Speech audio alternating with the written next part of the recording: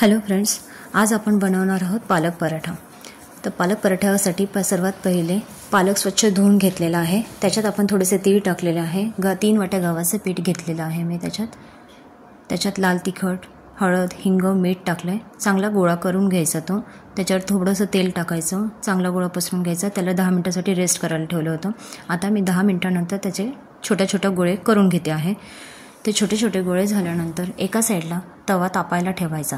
तवा तापल्यानंतर आपण एका साईडला जी छोटी लाटी घेतलेली असते ती पिठात बुडवून घ्यायची आणि चांगली लाटायची, गोल चांगली करायची ती। त्याच्यानंतर त्याला थोडंसं तेलाचा हात लावून घ्यायचा तव्याला तेलाचा हात लावून घेतल्यानंतर जी आपण लाटी केलेली आहे चपाती ती त्याच्यावर टाकली।